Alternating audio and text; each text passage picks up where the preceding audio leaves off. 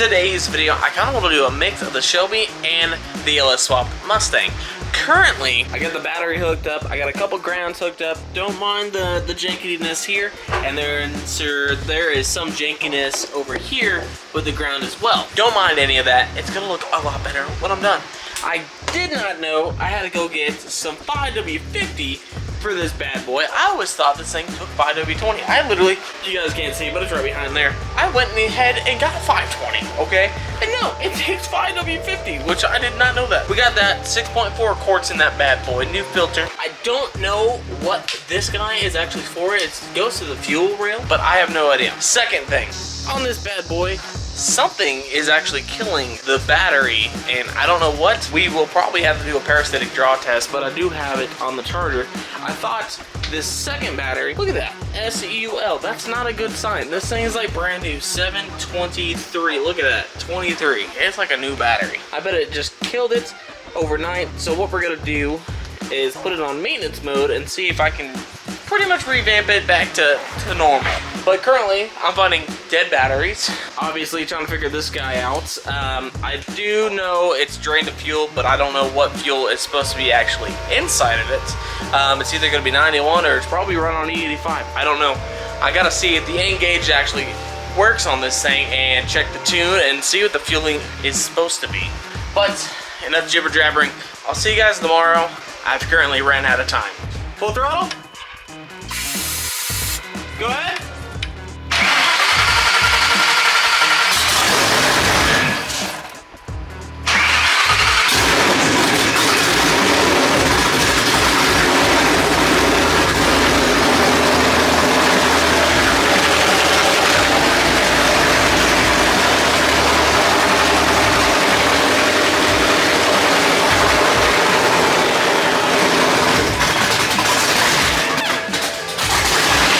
Currently, I think we're almost finished wrapping everything up on almost 800 horsepower Shelby Gt500. I do currently have the brake system done. I got this quick strut tightened down, ABS, brake line out of the way. I'm missing my washer tank, no clue where that is. But everything else is ready for coolant here for the heat exchanger and the actual coolant system. I got vacuum hoses for that. I figured out that issue. One thing I am missing is the little retainer clip for the clutch line assembly. I was surprised it's still stock. I kind of want to go ahead and get like a mcleod stainless steel. Everything else is ran. The wire that I thought was an amp wire is actually for the is technically for the power for the dual pumps, which I did not know. I spent a couple hours, I had to take the seat out, and I had to find the dual setup back here that I did not know was ran this way. So I did that, and then I checked everything else. All the grounds are hooked up, so everything else should be ready to go. Even got the little hood thing. Still don't know why my hood's not shutting properly. Could be a couple things. Could be the blower. I did cut out a little section here. Could be the fuel pressure regulator. I drilled another little hole right there. I drilled a little hole right there for it. On the exhaust wise, I finally got the H-pipe hooked up, but I got an O2 sensor just dangling. No clue about that one. The dark stars are taken off. I'm gonna go ahead and, or the race stars were taken off. I'm gonna go ahead and go get those things cleaned up, take it to work, and pretty much do the works for them, you know, balance some new stems and whatnot. I don't know if I'm gonna be running those things, but they do look pretty good. All right, went ahead and checked the oil level. It was a little bit low. I did only add 6 quarts, but now I'm good. I'm pretty much exactly where I need to be. Go ahead, get inside the old Shelby, and we're gonna go ahead and start this bad boy up. You guys saw earlier, went ahead and started this last night, but I technically didn't finish anything. So this is gonna be the first shot with the exhaust on it, with this bad boy hooked back up, and I think something else. But let's go ahead and hear it. Hopefully for the first time, the better way.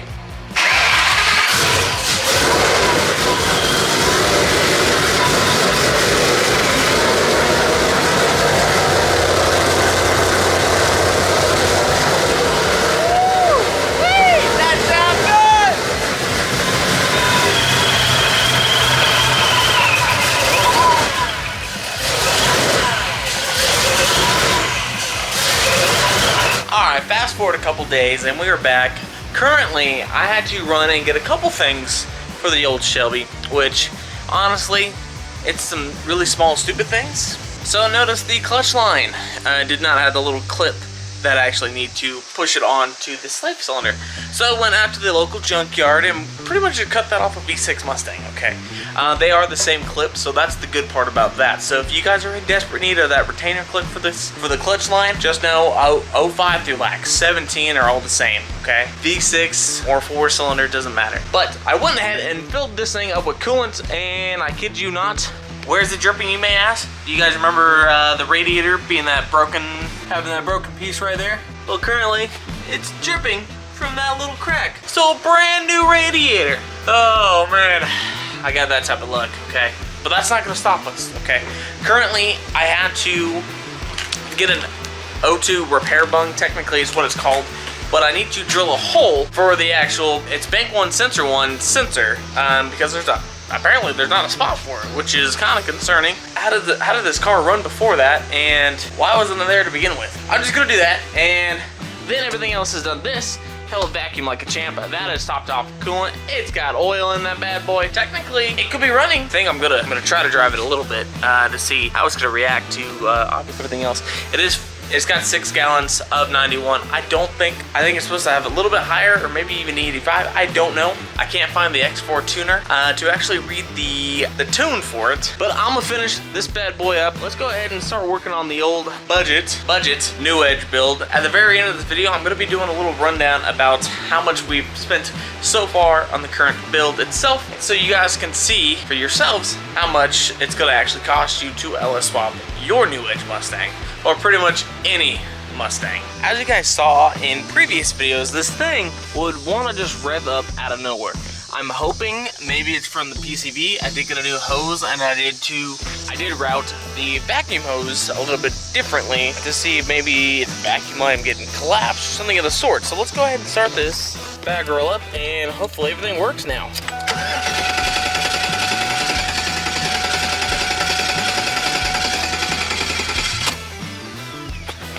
What the? There, oh, maybe.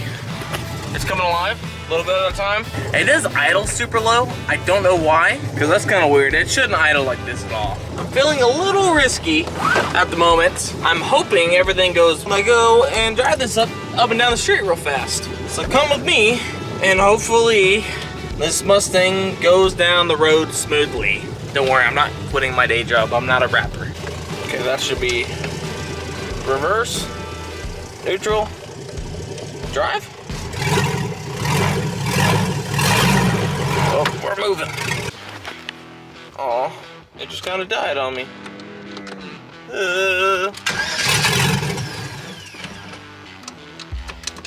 They don't like that. We back? You good?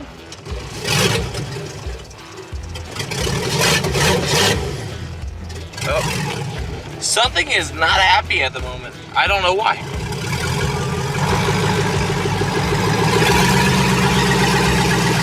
Make sure the brakes work. Brakes definitely don't work. Oh my God. That's one thing. I don't know. Maybe I just got a bad booster, but I know for a fact that the booster was working before this. That should be reversed. Okay, that's reverse. Let's go ahead and put this thing back. This thing is gonna kill me. Oh God, no hand. It's gonna die, I can feel it. I think I know what's going on. So as soon as I put it in gear, it kind of feels like one of the brakes is actually, whoopsie. Feels like one of the calipers is probably locked up, maybe even a brake hose, and maybe that's why I feel like the brake pedal is so bad. Or I got a bad, at the moment though, as I'm looking, that doesn't look that bad. That one's not hot. What I'll do, the dumb way, the smart way is get a temp gun and see which one's, holding, but that's after a test drive. Yeah, I honestly think one of the calipers is actually locked up, and that's what's causing the problem. We do need to get an 8.8, so if it's something you say in the rear, go ahead and just swap it with, say an 8.8 version. All I know is it's still not driving properly. I honestly can't wait to be driving this thing around. Guys, don't worry. I'm getting to it. Okay, I just want everything else in the garage out of here. This thing is still sitting pretty. I got a couple ideas. What do you guys think about doing this while doing it live? And obviously making a video at the same time. If you guys like that idea, just let me know down in the comments below. Maybe we can work something out. I got this side jacked up, and sure enough, I don't know, this side's moving like it should, and then I go deeper, and then I notice that the caliper is not even really holding on to anything. That might be one problem, but let's go ahead and get this wheel off, get this fixed. This is a good sign for now. This is at least moving. So let's go ahead and fix that. It's kind of scary that I drove that, and the brakes could have just completely failed on me. That is definitely not a good sign when you see the brake pad actually trying to fall out. That shock has seen better days. Maybe we get a sponsorship in here, maybe. I don't like the look of everything. I hope this bolt ain't bent, because I'm hoping to put this back together. And oh my Lana, you guys see that brake pad just kind of, I think it's lived its life there. At least the rotor feels decent besides the front face. Oh my, yep, this side did it too. Let's just go ahead and tear this down and see how bad this really is. Yep, that is incredible. Look at that, both sides. That one's straight slick. I'm gonna have to replace the slide pin itself. The one is actually, it's got a broken stud or a broken bolt inside of it, so that's why that side's locked. Might not be a bad idea to just go ahead and replace these rotors while we're. All right, we put the driver's side rear back together, and guess what? This guy is not turning at all. So this is obviously my problem. So now what I need to do, the first thing, what I'll try is take this off. If fluid comes out of the hose here, I know that I don't have a collapsed hose and we got a problem with the actual caliper itself. Now, if fluid doesn't run out of this hose, what I need to do is take this guy off, and if fluid comes out of here, we're good. And that means we have a collapsed hose. So if you guys are ever in a pinch and need to understand how to tell if you got something collapsed, or seized up or locked up, however you want to look at it, just do that. Alright, we'll go ahead and take this off, and that's kind of a good sign that it's already leaking, but we'll take it all the way off for good measures, hopefully by hand. We'll take the banjo bolt out if we can, maybe not, but we do have fluid dripping out of the bad boy here, so that is a good sign. That's that pretty good. I want to eat the chop. I need the chop.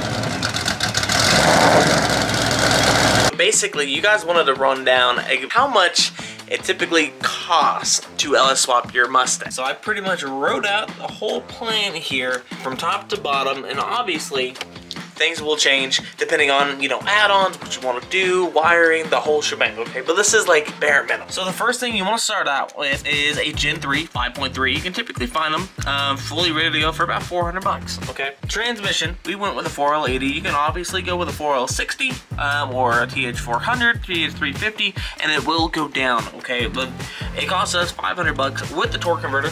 Now the cross member, we did go with the AJE, and that cost us $350 to 400 bucks. It was brand new, but it was off Facebook Marketplace, so it kind of varies on, where you're buying your parts from, okay? The drive shop, we actually had a custom made at Fleet Pride here locally. That was 600 bucks. The fuel setup, we went with an Aeromotive. That was around 200 bucks. The intake manifold, we did buy that off eBay. You don't have to run that for this swap, but it does look cool in the engine bay. The ECU, we have the vacillated. We found that off a guy on Facebook Markets. He did that for $125. Wire harness, again, $135 for Amazon special. Coolant hoses, we got it at O'Reilly's. Obviously, it was pretty much custom to fit. The lower hose is from a Colorado, and the upper hose is still from a factory LS. As in like a Silverado, Tahoe, anything from 99 to 06 or 07 technically and a half. I think that's how that works. And then the intake itself, I pretty much made for about 65 bucks. Again, Amazon special. Grand total around $3,000. like I said, you guys can pick and choose about what you want to do, different parts and whatnot, and pretty much make it your own, okay? But that is the bare minimum of how much we've spent so far just to get it running, driving, and down the... Hopefully you guys enjoyed the video. I know it's been a while since I've uploaded. I've been playing a little bit of Gran Turismo. A lot, actually. A lot. Let me know about the live for the red car, and we'll get that whole shebang going. But see you guys in the next video. Peace out.